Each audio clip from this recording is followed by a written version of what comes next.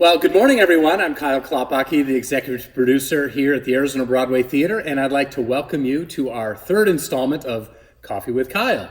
So if you have a moment, please grab your favorite cup of joe. This happens to be in this glorious Arizona Broadway Theater mug. For those of you who have an Arizona Broadway Theater mug, I would encourage you to take that out right now. Here we are in the auditorium of the theater, and as you can see, we have a little bit more space. We've allowed for social distancing for those that are able to attend our productions, and hopefully you have had a chance to come check out some of our programming, and if you've seen some shows, we encourage you to continue to come back and share it with your friends, and if you haven't, now might be a chance for you to consider coming back to the theater as we slowly ramp up our productions. But we're here today to welcome our special guest, Mr. Jamie Parnell. Hello. Hello, Jamie. How are you? I am doing very well. I'm Wonderful. excited to be here with my coffee. I don't have the Arizona Broadway Theater cup. Well, you know, it comes with the perks of the office, I know. gotta say, so well. But it is a cup from the Arizona Broadway Theater, so That's perfect. it's a wash. Yeah. Well, glad to have you here. So why don't you take a moment first to sort of give our viewers a little background of who you are, what you're all about, and why on earth would you ever want to perform at the Arizona Broadway Theater? Oh, man. Go. Okay, here, the condensed version. I grew up in Missoula, or in Hamilton, Montana, just south of Missoula, Montana. I was very much the shy kid, and it wasn't until I got into high school and I started singing. It was something I always did in private, never wanted anyone to know, but my choir teacher really encouraged me to branch out. And so I originally I went to school for voice performance. That was, I thought I just wanted to do opera. I learned a lot. What I realized, though, was I also really enjoyed acting. I love the art of acting, and I wasn't necessarily able to get that training if I was only focusing on voice. So I transferred degrees. I went to school for acting then, and I'm so glad I did. I first moved to New York, and so I started really getting into the restaurant industry, which most actors do, but I really enjoyed the management side of it as well. So I figured that was going to be my career choice. A shift there, and it wasn't until I was kind of far down that path that I got a call from Arizona Broadway Theater from an audition that I'd done a very long time ago, saying, hey, we have an opening. Would you be interested in coming for a Christmas Carol? And To be a server. Right? Is that what? Yeah. No. yeah, no. Perfect. Though I have served here once Okay. at a banquet. They needed help, so.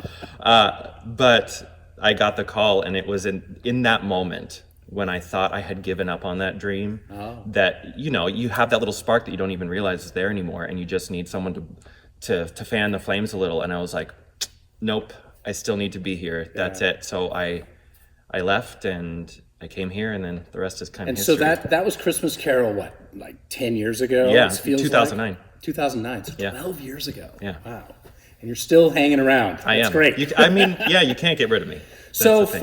for our viewers out there that have been to many shows, you may recognize him from Christmas Carol, but you probably recognize him from other productions that you might be more recognizable.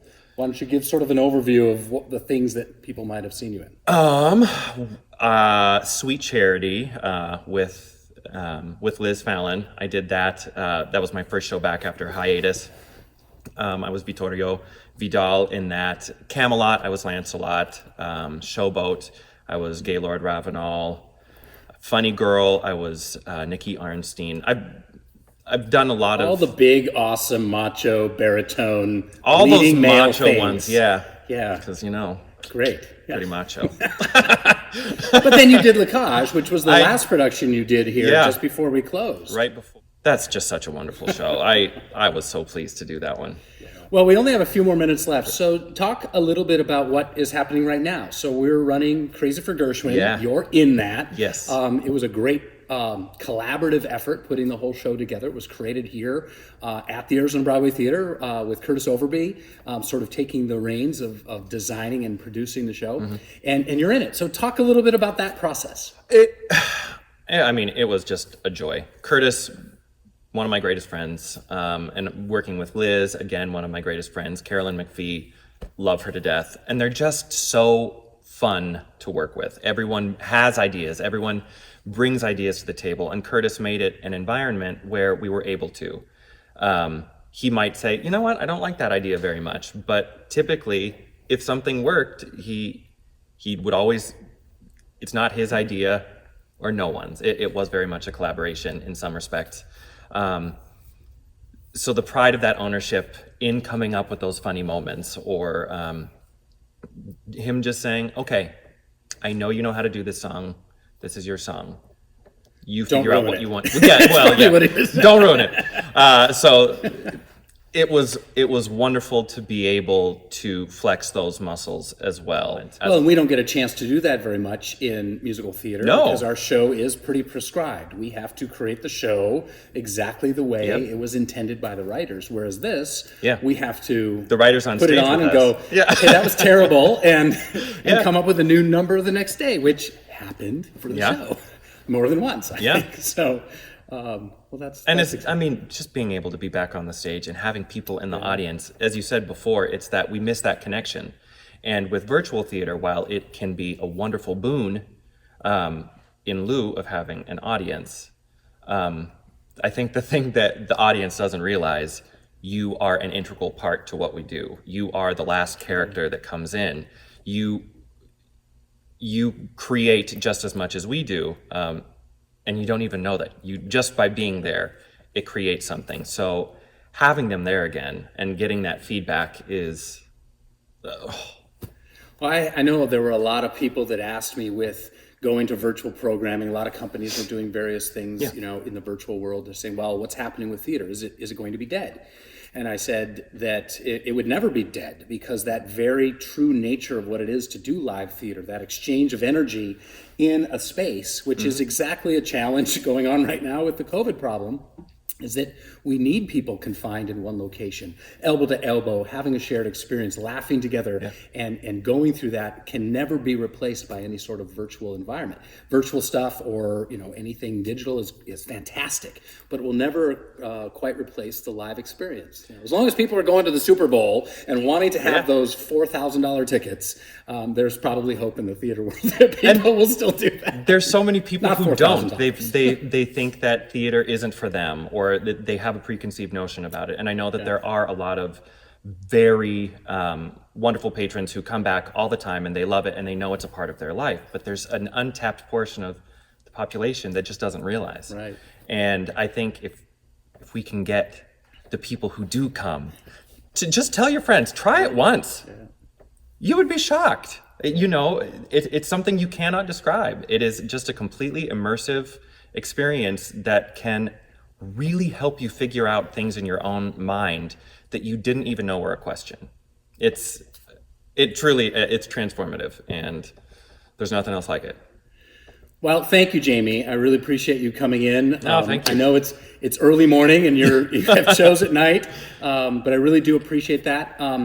So thank you to Jamie for coming in. This is Coffee with Kyle. I would like to encourage you all to come check out our programming. It's all on our website, azbroadway.org. Go to our Facebook page. Also like the YouTube channel that we have. Subscribe to it. And so you can see more of the programming that we're going to continue to offer in our virtual world that surrounds us all in the theater environment. Up next on our stage, we have Shout the Musical, which will be opening here in a couple weeks, followed by Nonsense and a lineup of other shows that are in this sort of truncated season 16. If you haven't been to the theater, I'd encourage you to check it out, watch more of our videos, hear from some of your friends and colleagues about what it is like to come to the theater. We've put together certain safety protocols where dining is going to be and continues to be in a different space. We're currently doing our dining service in our lobby so that when people are coming into the performance space, it's a masked up environment where we can maintain certain levels of safety, not only for you to come out and see our shows, but of course our artists that are on our stage that will be without a mask, because if they had a mask on, then it would be, well, Phantom of the Opera. But it would be probably a little less entertaining. So please, we would encourage you, of course, to support that. All the information, again, is on our website. And I'd like to thank you for watching this episode. Next episode of Coffee with Kyle will be with Sal Pavia, who you've seen in many productions here at the theater. And I encourage you to tune into that episode when it's out. So thanks again for watching. Thank you, Jamie, for participating. Thank you for sharing all that. And thank you for watching. We'll see you all soon.